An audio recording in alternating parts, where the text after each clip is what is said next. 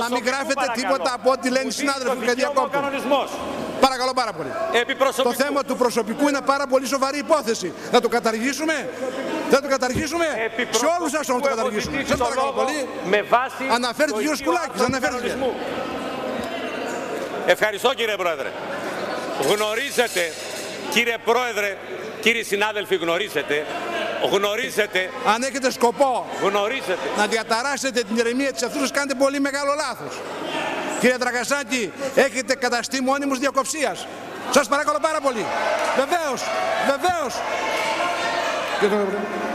Μονίμως όρθιος. Κύριοι συνάδελφοι, σας παρακαλώ πάρα πολύ. Καθίστε κάτω, δέχετε το λόγο. Επιτέλους. Ένα λεπτό. Επιτέλους. Βεβαίως. Τι συμπεριφορά είναι αυτή από κοινοβουλευτικό εκπρόσωπο?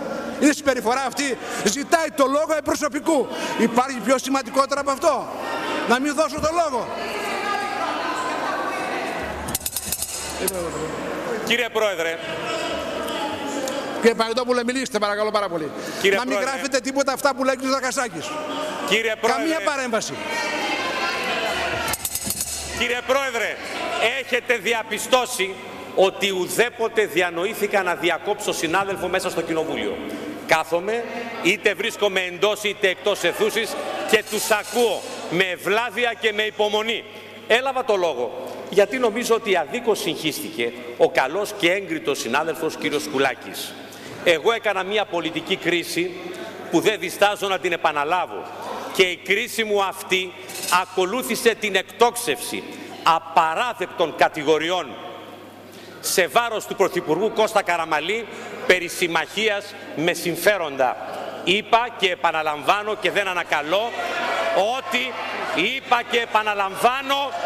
ότι η ηγεσία των εξυγχρονιστών με επικεφαλής τον Κώστα Σιμίτη συνήψε συμμαχία με το πιο αντιδραστικό κομμάτι του ελληνικού κεφαλαίου.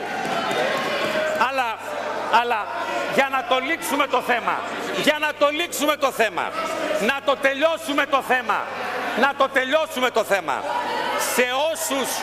σε όσους έχουν την οποιαδήποτε αμφιβολία, σας παραπέμπω στην κριτική που κάνετε στο εσωτερικό του ΠΑΣΟΚ για την περίοδο της διακυβέρνησης του Κώστα Σιμίτη.